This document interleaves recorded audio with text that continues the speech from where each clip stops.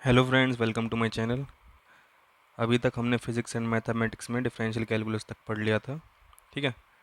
अभी हमारा next topic था मैक्सिमा एंड मिनिमा। चलो इसको स्टार्ट करते हैं। मैक्सिमा और मिनिमा का मतलब क्या है इसको समझते हैं। सपोज मेरे पास कोई ग्राफ है, this is y is equal to F X. ये मेरा ग्राफ है, ठीक है, कुछ ऐसा। तो मैं ग्राफ से देख के क्या बता सकता हूँ कि हाँ ये मेरा मैक्सिमम पॉइंट है और ये मेरा मिनिमम पॉइंट है। डिफरेंशियल कैलकुलस में मुझे पता चला कि जो डिफरेंशियल होता है फंक्शन का वो मुझे स्लोप बताता है, ठीक है। तो अगर स्लोप बताता है that is also equals to tan theta. ठीक है, यहाँ पे थीटा क्या है? The angle made with the X axis, ठीक है। तो स्लोप यहाँ पर जहाँ पर मैक्सिमा एंड मिनिमा आ रहा है वहाँ पे स्लोप क्या होगा? हमारा ज़ीरो होगा। इसका मतलब क्या है? पहली पॉइंट है, first point maxima and minima निकालने के लिए किसी फंक्शन का। मेरे पास फंक्शन गिवन है, ठीक है। तो सबसे पहले स्टेशनरी पॉइंट निकालने होते हैं। स्टेशनरी पॉइंट कौन से होते हैं? वहाँ पे मैक्सिमम भी हो सकता है, मिनिमम भी हो सकता है, ठीक है। उनको स्टेशनरी पॉइंट कहते हैं। सॉरी स्टेशनरी पॉइंट्स कैसे निकलेंगे? सिंपल, मुझे क्या कर देना है, डिफ्रेंशिएशन कर देना है एफ डैश एक्स और उसको ज़ीरो के पुट कर देना है। यहाँ से जो मुझे एक्स की वैल्यू निकलेंगी उसको कहते हैं स्टेशनरी पॉइंट्स। अब मुझे निकालना है कि वो जो स्टेशनरी पॉइंट्स है उसमें मेरे फंक्शन की वैल्यू मैक्सिमम है या मिनिमम है। वो दो तरीके हैं निकालने के, ठीक है। पहला तरीका है मैं आसपास चेक कर लूँ, ठीक है। मेरे को पता चल गया कि ये पॉइंट निकल गया मेरे पास, ठीक है, एक्स वन। सेकेंड निकल गया एक्स टू, ठीक है। मैथ्स में आप इसको डीप में पढ़ोगे, अभी ऐसे ऊपर ऊपर से समझ लेते हैं क्योंकि हमको सिर्फ अप्लाई करना है। तो मेरे पास दो पॉइंट निकल गए सपोज ना, एक ये भी निकलेगा, एक्स थ्री भी निकलेगा। ठीक है, क्योंकि फिर कंसेप्ट आता है लोकल मैक्सिमा, लोकल मिनिमा। ये मैथमेटिक्स में आप डीप में पढ़ोगे, ठीक है।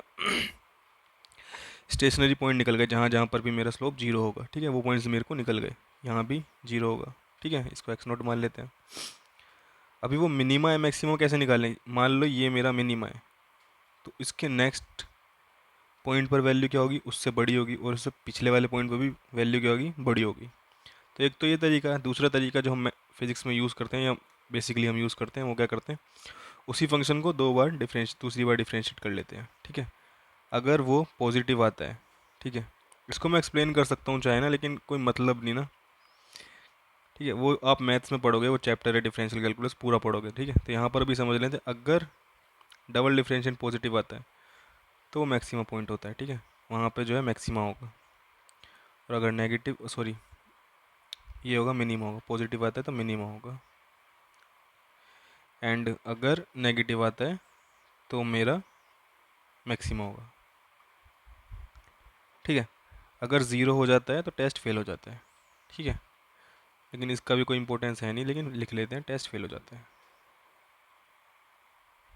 ठीक है। वो पॉइंट क्या होता है? इन्फ्लेक्शन पॉइंट होता है या तो, या कुछ और हो सकता है जहाँ, ठीक है। क्वेश्चन देख लेते हैं एक, क्योंकि फिजिक्स में ना हमको मैथमेटिक्स इतनी सीखनी है जितनी हम अप्लाई कर सके, कोई डीप में नहीं जाना है इतना। अगर आपको कोई दिक्कत आ रही हो, कोई मैथ्स में शायद आपको टीचर अच्छे ना मिलो, ना समझ आ रहा, तो आप मुझे कमेंट में कर देना, मैं प्रॉपर उसको समझा दूंगा, क्योंकि मुझे पता है कैसे करना है वो। फिलहाल लेक्चर बड़ा हो जाएगा अगर मैं उतना डीप में गया तो। एग्जाम्पल देखते हैं। The height reached in time t by a particle thrown upward with a speed u is given by h is equals to ut minus half gt square, ठीक है। Where g is equals to 9.8 metre पर second square, acceleration due to gravity is a constant, okay. Find the time taken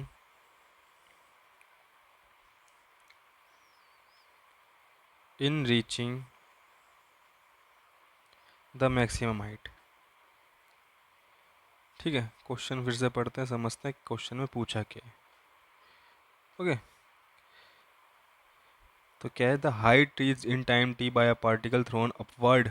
ठीक है, एक particle मेरे को उसको ऊपर की तरफ फेंक गया है, तो जो हाइट टी टाइम में पहुंचती है उसकी इक्वेशन मुझे दे दी है ये। ठीक है, तो H is a function of T, मुझे पता चल गया, कुछ इस तरीके से दिया है।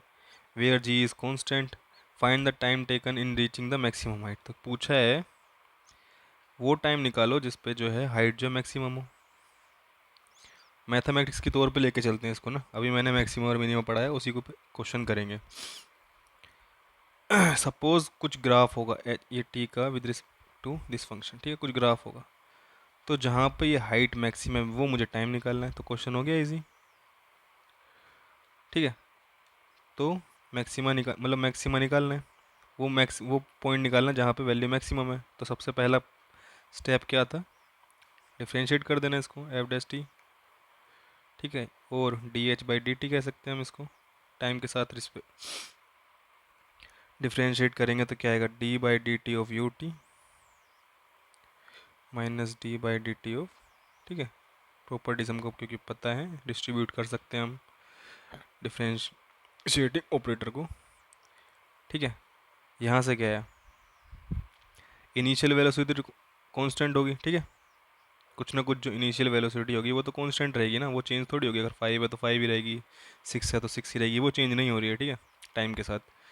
तो मैं इसको बाहर ले सकता हूँ, अंदर गया D T by D T minus half constant G is constant D by D T of T square. यहाँ तक समझ आ गया होगा। ठीक है, ये क्या है मेरा 1 हाफ जी टी स्क्वायर का डिफ्रेंशिएशन 2t, ये क्या निकल गया, u माइनस जी टी। ठीक है, पहला स्टेप हो गया। तो मुझे स्टेशनरी पॉइंट निकल गया। ठीक है, कि इस पर जो है मैक्सिमा हो सकता है या मिनिमा भी हो सकता है, ये चेक करने। ठीक है, इसको अभी ज़ीरो के इक्वल रखते हैं पहले, u minus g t is equal to zero, then t is equals to u by g. ठीक है, एक ही पॉइंट निकला, सिर्फ सिंगल पॉइंट निकला। अब मुझे चेक करना है कि मैक्सिमा है या मिनिमा है। ठीक है, स्टेशनरी पॉइंट है। ठीक है, चेक कर लेते हैं। ये क्या है मेरे पास, एफ डैश टी आया, डबल डिफ्रेंशिएट कर लेते हैं इसको ना, फिर से डिफ्रेंशिएट कर लेते हैं, तो क्या आएगा मेरे पास, नेगेटिव ऑफ जी। आप अगर डिफ्रेंशिएट करोगे तो नेगेटिव ऑफ जी आना है, ये क्या नेगेटिव वैल्यू है। अगर नेगेटिव है तो ये पॉइंट क्या है मेरा, मैक्सिमा। तो मुझे पता चल गया कि इस टाइम पर जो है जो हाइट होगी वो मैक्सिमम होगी। ठीक है, तो आंसर आ गया मेरे पास u by G. Now next चलते हैं हम इंटीग्रल कैलकुलस पर। ठीक है, नेक्स्ट टॉपिक है हमारा इंटीग्रल कैलकुलस। देखो इस टॉपिक को भी आप प्रॉपर जो है मैथमेटिक्स में पढ़ोगे, फिर भी मैं थोड़ा समझा देता हूँ मैं इसका मतलब क्या है। ठीक है, वेलोसिटी लेकर चलते हैं, जो हम स्टार्टिंग में डिफरेंशिएशन में लेके चले, वेलोसिटी लेकर चलते हैं। वेलोसिटी क्या होता है मेरा, डिस्प्लेसमेंट बाय टाइम। ठीक है, तो मुझे क्या पता है कि डिस्प्लेसमेंट मेरा क्या हुआ, velocity into time. Simple. Suppose मेरे पास ना वेलोसिटी और टाइम का ग्राफ है, एक सिंपल ग्राफ लेके चलते हैं पहले। ठीक है, वेलोसिटी कांस्टेंट है मेरी c, या फिर प्रैक्टिकल एग्जांपल लेते हैं 5 मीटर पर सेकंड है। ठीक है, और मैंने कुछ इस टाइप से जा रहा है। ठीक है, ये 2 सेकंड पर ये वैल्यूज़ आ रही है, ये 0 सेकंड पर है। ठीक है, तो मुझसे क्वेश्चन पूछा कि यार 0 सेकंड से और 2 सेकंड के बीच में मेरे को वेलोसिटी टाइम ग्राफ गिवन है, मुझे निकालना डिस्प्लेसमेंट क्या है। तो मुझे क्या निकालना है, वेलोसिटी इंटू टाइम निकालना है, तो सिंपल ही एरिया निकालना है।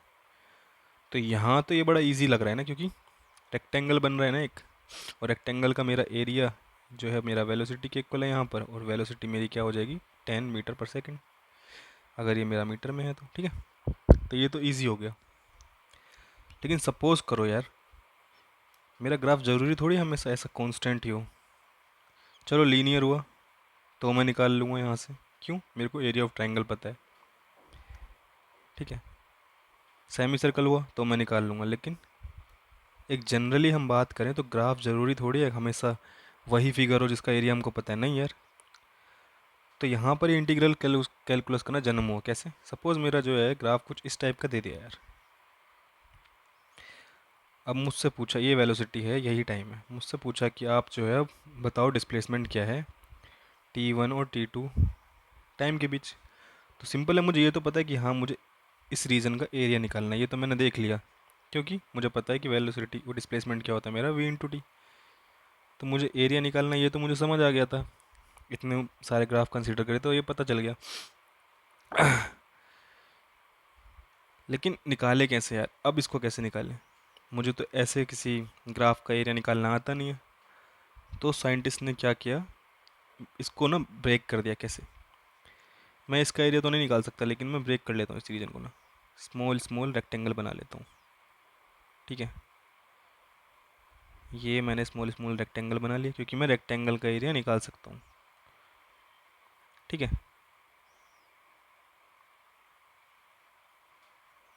नाउ दिस, ठीक है, ओके। और हर रेक्टेंगल की मैंने विड्थ क्या ली, h। ठीक है, जो विड्थ है हर रेक्टेंगल की वो h है, और लेंथ क्या होगी उस पॉइंट पर वैल्यू उस फंक्शन की। ठीक है, नाउ जो एरिया है यहाँ पर वो क्या आएगा, समेशन। ठीक है, फंक्शन की वैल्यू उस पॉइंट पर, ठीक है, एक्स आई पर। ठीक है, वो पॉइंट मान लेते हैं एक्स आई है, and the width of the rectangle that is in सब का समेशन। ठीक है, मतलब हर रेक्टेंगल के एरिया का समेशन, एक तरीके से इस तरीके से हम लिख सकते हैं।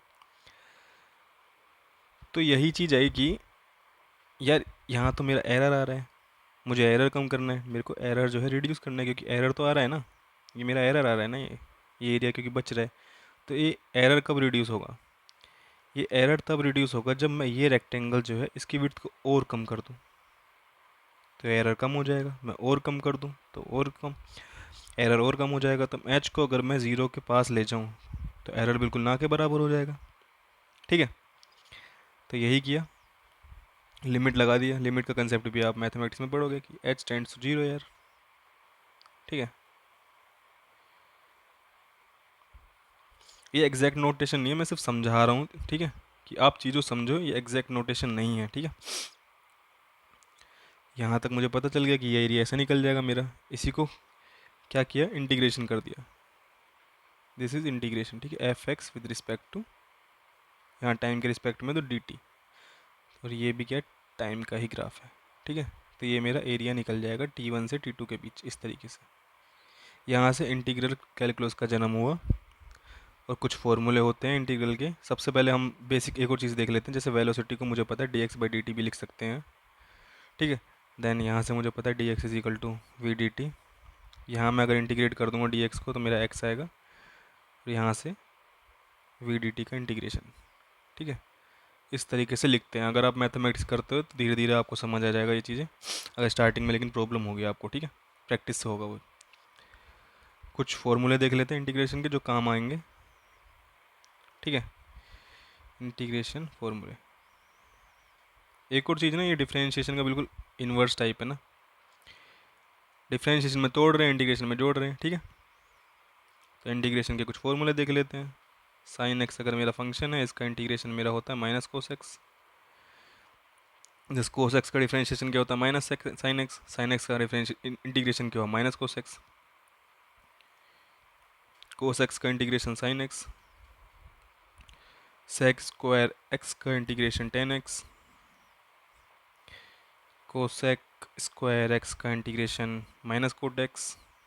ठीक है, and sec x tan x का integration sec x,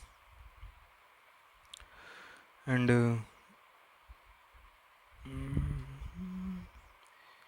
cosec square x का integration minus cot x. Sec x tan x तो देख लिया, एंड कोसेक स्क्वायर एक्स भी देख लिया था यार, सॉरी। एक्स एन का इंटीग्रेशन होगा X raise to power N plus one by N plus one. One by X का मेरा इंटीग्रेशन हो जाएगा एल एन एक्स। अगर आपको डिफ्रेंशिएशन याद है तो ये ईजी है, इसको भी याद करना ना। कुछ स्पेशल फंक्शन होते हैं, मतलब मैथ में एनसीईआरटी की बुक पढ़ोगे ना तो उसमें भी बहुत सारे फॉर्मूले हैं, वहीं से आप याद कर लो, कोई प्रॉब्लम नहीं होगा।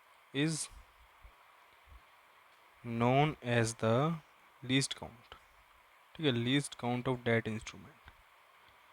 ठीक है, ये समझ आ गया होगा आपको।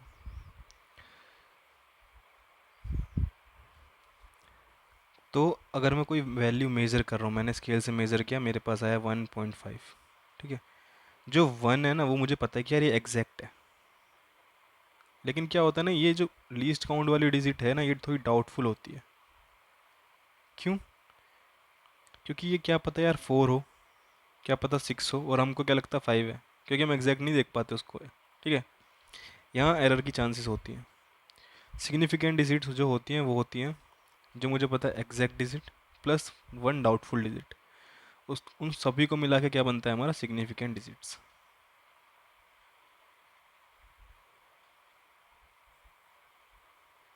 ठीक है, कॉन्सेप्ट तो यही है। सिग्निफिकेंट डिजिट आपको इतना समझ इजी है ना। अगर आप रूल्स देखो कि यार ये इसके आगे ज़ीरो लिखा हो वो इनसिग्निफिकेंट, मतलब सिग्निफिकेंट होता है, आगे ज़ीरो लिखा हो पॉइंट के बाद तो वो इनसिग्निफिकेंट होता है, तो ये रूल्स हैं, कुछ रूल्स हैं। आप फिर एनसीईआरटी भी पढ़ोगे तो आपको समझ आ जाएगा। पर बेसिक ना यही चीज़ है कि सिग्निफिकेंट डिजिट ये चीज़ें होती हैं, exact digit plus doubtful digits. ठीक है, वो सब रूल्स हैं। अगर आप वो रूल्स बना भी पढ़ो तो एक कॉमन सेंस से आप बता सकते हैं यार सिग्निफिकेंट डिजिट इसमें इतनी है। जो इम्पोर्ट सिग्निफिकेंट का मतलब होता है इंपॉर्टेंट, जो इंपॉर्टेंट रखती हैं, एक इंपॉर्टेंस रखती हैं। जैसे ये दोनों ही वैल्यू इसमें क्या इंपॉर्टेंस रखती है ना। मेरे पास स्केल के लीस्ट काउंट है 0.1, समझ रहे हो।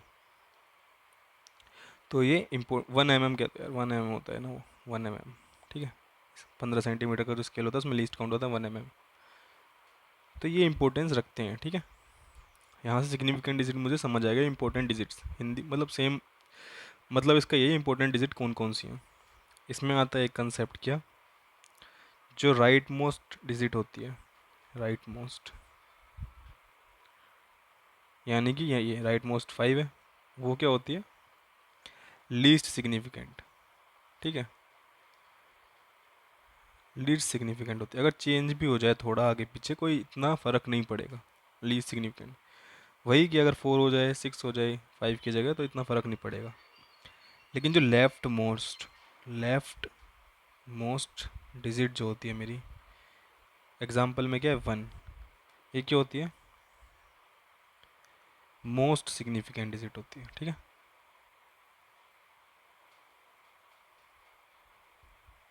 समझ आ गया होगा। अगर यार 1 की जगह 2 हो जाए तो बहुत बड़ी कैलकुलेशन में जो है गलती है यार, 1 से आपने 2 कैसे देख लिया, स्केल में इतना एरर तो है ही नहीं। ये चलता है थोड़ा ना, हो जाता है पैरेलक्स एरर हो गया, कोई एरर्स होते हैं वो आ जाते हैं, देखने में ही गलती हो गई। लेकिन यार 1 से 2 फिर तो भाई दिक्कत है, आंखों में दिक्कत है। समझ रहे हो, पावर ऑफ 10 का कंसेप्ट मैंने आपको पहले पढ़ा ही चुका हूँ। ठीक है, सिग्निफिकेंट डिजिट्स हम देख लेते हैं, एक next topic significant digits in calculation.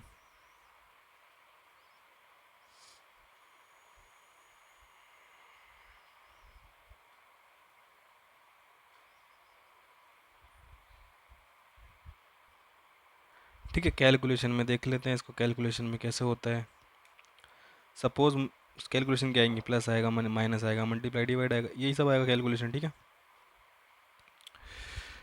Suppose मेरे को डिवाइड करना है 12.0 एंड 7.0। इसमें जो सिग्निफिकेंट डिजिट है, ठीक है, तो मुझसे पूछा है कि जो कैलकुलेट करके आंसर आएगा उसमें सिग्निफिकेंट डिजिट कितनी होंगी। इसका आंसर तो कुछ ऐसा आएगा। ठीक है, 1.714 285 एंड समथिंग एल्स ऐसा। ठीक है, तो ये सारी सिग्निफिकेंट होगी क्या, नहीं। तो इसके लिए रूल है क्या, इन मल्टीप्लिकेशन एंड डिवीज़न। ठीक है, मल्टीप्लिकेशन एंड डिवीज़न हम कौन सी सिग्निफिकेंट डिजिट चूज़ करते हैं। ठीक है, इन दोनों में से जिनके भी पास ना लीस्ट सिग्निफिकेंट डिजिट होगी हम उसको ये आंसर में लिखेंगे। ठीक है, सो इन मल्टीप्लिकेशन और डिवीजन ऑफ टू नंबर्स और quantities, the number of significant digits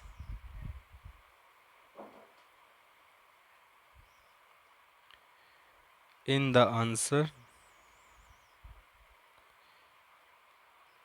is equal to the number of significant digits